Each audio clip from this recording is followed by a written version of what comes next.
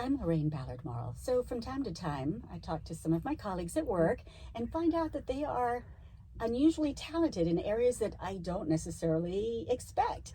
And that's the case with Lily Slifer. She is one of our excellent account executives at iHeartMedia, but she is also a singer, a poet, and a dancer. Thank you so much for joining us today. Thank you so much for having me, Loraine. I'm so excited to be here. Well, let's talk about your background. You sang opera? Yes, I actually was awarded a full academic ride scholarship to Newberry College in South Carolina for opera. I was given the vocal scholarship after a couple auditions that my choir teacher had set up for me because I was actually planning to go into the military, and she was like, "No, you're not. You're not." Wow. So she called the professors she knew there. She had them come to my high school musical that I was the lead female role in, and then set up an audition, and I ended up going to college, which I didn't expect to do right out of high school. I really had planned to do something different, so changed my whole world and really gave me such a deep appreciation for classical music. Yeah, that's very interesting. What a pivot for you. Yeah. Military, a life of the arts. Yes, exactly. Well, you studied opera, but that's not currently what you do right now. I mean, besides, of course, your job. Sure. From a musical standpoint, your music, how would you describe your music? So I would say that I'm still kind of finding my sound. I've sang the music that I've come up with on my first album that I released about a year ago was more R&B, kind of pop. But I feel like I'm still kind of finding my sound. I'm actually working on more of a gospel album now. Really? Yes. And, I attribute a lot of finding my voice again to Philly because, I may have gone to school for opera, but soon after I left school, I really stopped singing and work became my primary focus. And maybe I was a glorified karaoke singer here and there, but it wasn't until I moved to Philadelphia, it wasn't until I moved to Philly that I found Lily, right? So just the concentration of the arts and music and, following your passion and your purpose here kind of gave me permission to do the same for myself.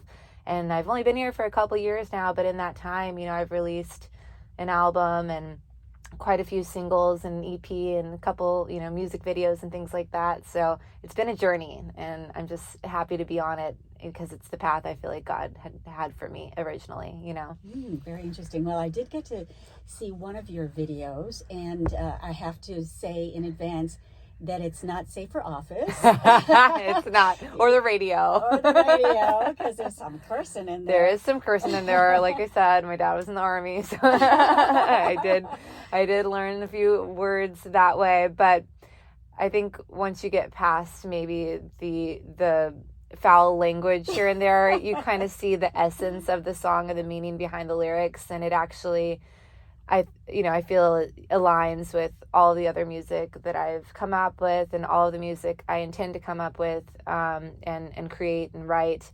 And that's really just about using your voice and unlocking your power and, having kind of like an anthem to overcome, maybe abuse or trauma. And it's a method of transmutation for me. Like I've just been transmuting a lot of my pain and my trauma and my past through the music that I've made, and it's helped me to kind of feel lighter in a lot of ways and, get poetic justice. Yeah. Well, certainly music and the arts can be very healing, especially when it comes to being able to process trauma. Absolutely. Yeah. Absolutely. So the music that you do now, and I have to say the music video, it's kind of racy.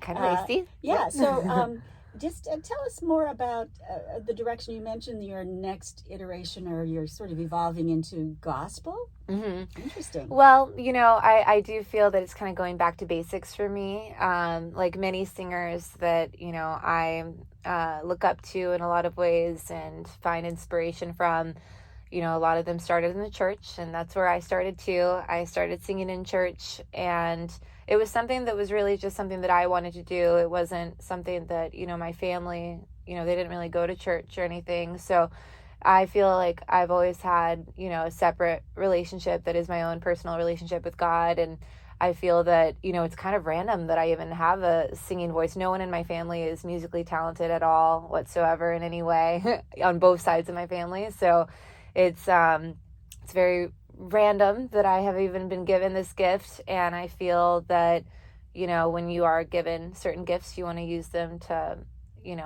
promote certain messages and glorify, God and things like that. And so I have been, I sing about God in all of my music for the most part. Like there's some notes here and there, but I feel that especially now, it's a time for people to kind of be more outright with their beliefs in certain ways. And so I'm feeling more empowered to do that and to use my voice in a way that maybe can inspire others to do the same.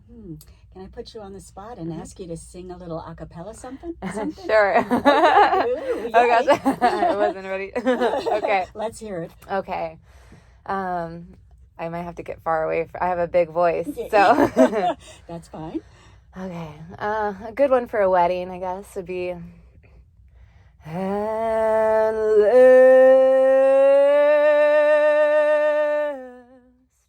My love has come along. My lonely days are over. And life is like a song. Oh, yeah, at last.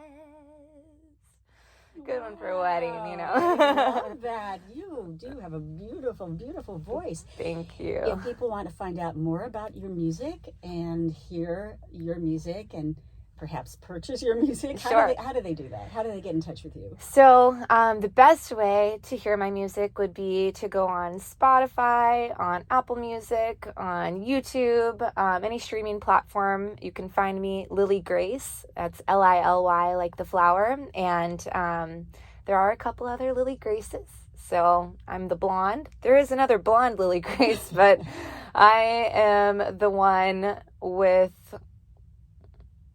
the R&B music. I think the other girl is doing country music. So there is that way to find me. You can also follow my social media handles, Lily Grace Music Official. That's Lily Grace Music Official. That would be on Instagram, YouTube, where you can find my music videos, as well as TikTok. And that's also a place where I do share my poetry. And I feel that Voices in Power is an organization that I gained a lot of empowerment from. Before I really started making my music when I moved to Philly, I had actually started going to Voices in Power, and they are a poetry organization, spoken word, and they have an amazing platform.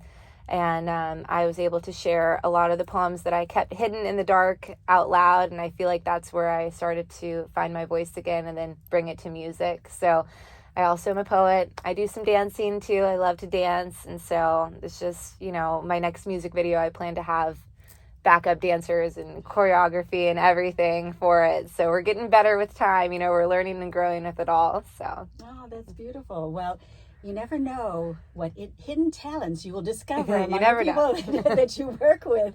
Truly. Lily Slifer, who's also known as Lily Grace, a singer, a poet, a dancer, also one of our account executives here at iHeartMedia.